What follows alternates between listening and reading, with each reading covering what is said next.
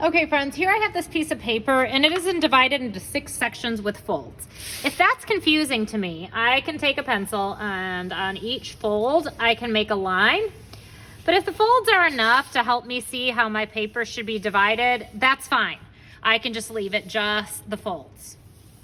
All right, so I made these little lines. Now I'm going to write the first letter in rainbow order of each color in the rainbow. So R is for red. I'm writing it right there. In the next section, I'm writing O for orange. In the next, yellow for, Y for yellow, not yellow for yellow. Then G for green, B for blue, and V for violet. Yay! Okay. Now I am going to open up my paint set and I am going to fill each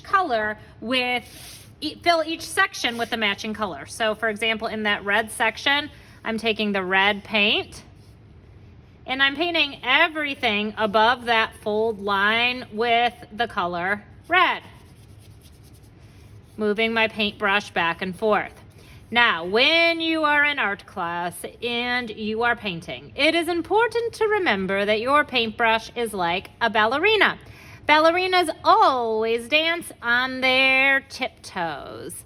This is the tiptoes of your paintbrush. They never ever scoot around on their bottoms. This is the bottom of your paintbrush because nobody wants to go to the booty scootin' ballet.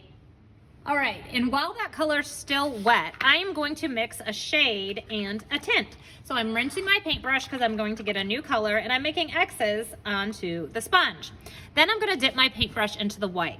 And I wanna make the top section of my red area a tint, a little bit lighter. Now I'm done with that. I'm going to rinse my brush, X's on the sponge, and I'm gonna get like the teeniest bit of black. I don't wanna load up my brush a lot, and I'm gonna paint just a little bit of black along the bottom. Now I think mine got a little bit too dark. Do you see how dark that black is? So what I'm gonna do is just go back in the red and put a little over top to blend it. And then I'm gonna repeat that step for each of the sections. I want it to be light red at the top, regular red in the middle, and then dark red on the bottom. All right, moving on to orange. I'm dipping my paintbrush in the orange paint. I'm making a line at the bottom of that fold there, and then I'm filling above that line with the color orange. As I'm doing this, I'm remembering that my paintbrush is like a ballerina. You guessed it. All right. Now my paintbrush is dirty. I need to wash it because I'm ready to make my shade and my tint. The tint is when you add white to it. So you can see that's making a light orange. And the white doesn't get out of control quite as easily as the black. So when I'm rinsing my brush and getting the black, I am getting like a tiny bit. So you can watch, I'm dipping it in and then I'm kind of like wiping off some of what I got because the black really darkens a lot. And again, if it's too dark, I rinse my brush, go back in that original color and just layer it on top. And I'm gonna do that for each section. I will time lapse you while I do mine.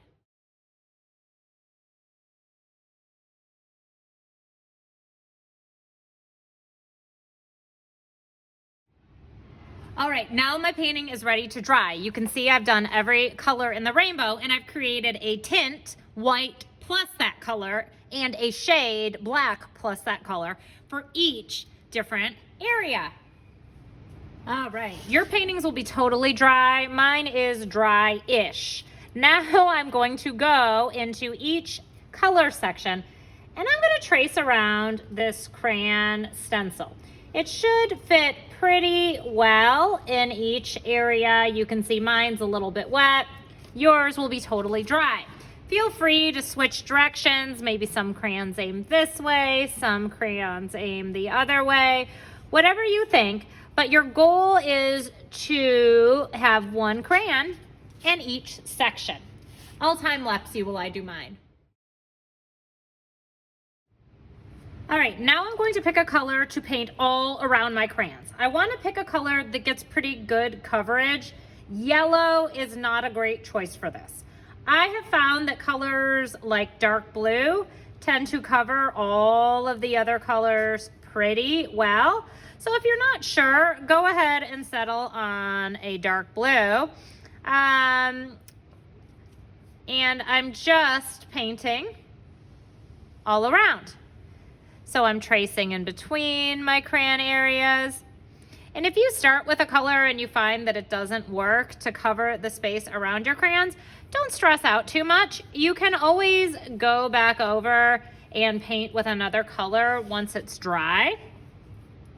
So I'll time lapse you while I paint all around my crayons. What I'm doing is filling the negative space. Negative space is the space around the subject.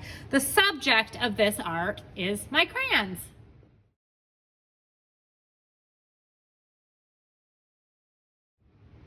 I just ran into a little bit of a problem I wanted to share with you. I chose a dark blue, but guess what? My crayon down here is painted that same dark blue. So that didn't work well. So being an artist, I just made an adjustment. I switched from that from that dark blue to this light blue, and that solved my problem. You might also need to go over areas a couple times, like maybe I want that to be a little more blue and a little less green. Cool, great. All right, now this is ready to dry, and then next time I look at my artwork, I am going to be doing an observation drawing. Observation is when you look at something, and drawing is obviously drawing. So we're gonna be looking at crayons while we finish these up. All right, now comes the observation part. I am going to look at a crayon. When I look at this crayon, I notice that it has this wavy line at the top. So what I'm gonna do is go up, and I'll start on my red crayon because the wrappers still look the same. I'm going to make a line for where the wrapper starts, right there. Then I'm going to make a line for where the wrapper ends, right there. So this part of my crayon is the part that is the wrapper. This is the crayon, that's the crayon, okay? So I'm going to make a wavy line here. Now I'm gonna make another wavy line and then a curve. Fill each of these areas with black.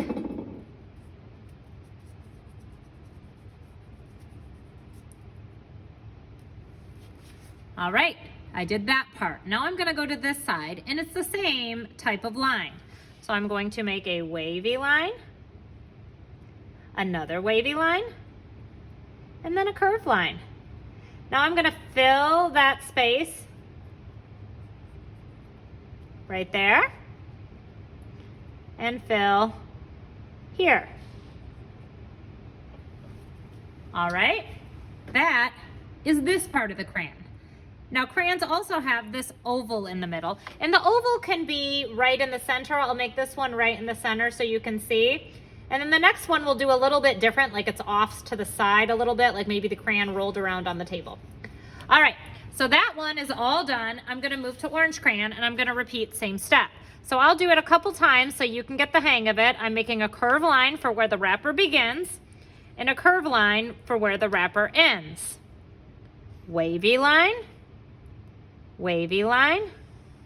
curve. Fill, and fill here. Going to the other side. Wavy line, curve. Then I'm gonna fill on either side. So we've been playing with negative space in this lesson. Last time I saw you, we filled our negative space with paint. We're kind of using that same idea of negative space right there, where we're coloring around to make that wavy line that is orange. All right, for this crayon, I'm gonna make it look like it's kind of curved to the side, so my oval is like half off and it's half going under, so you can't see it anymore. This makes my paper look three-dimensional, like it actually has a curve. That helps, and also those shades and tints that I created in the beginning makes it look like the light is hitting the crayon just right. All right, I'm gonna do one more in front of you, and then I will time lapse you, okay? So I'm filling either side of that curved line.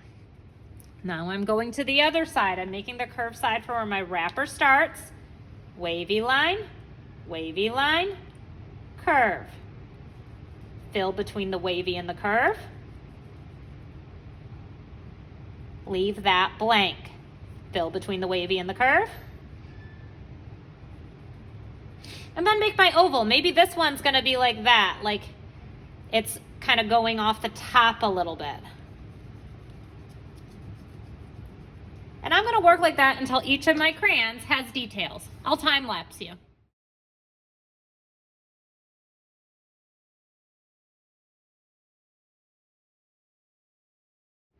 All right, the last thing I'm gonna go do is just touch up my crayons, okay? So this crayon got a little bit mixed up. I'm gonna take that blue oil pastel, kind of trace around it, make it nice and neat. I can go in and add more shades and tints as well. So for example, I have this black oil pastel. Under each crayon, I'm gonna make a little shadow.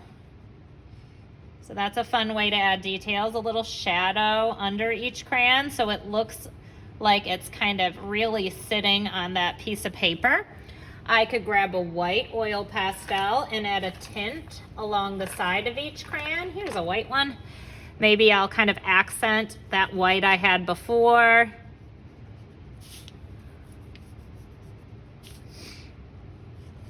A little bit extra there.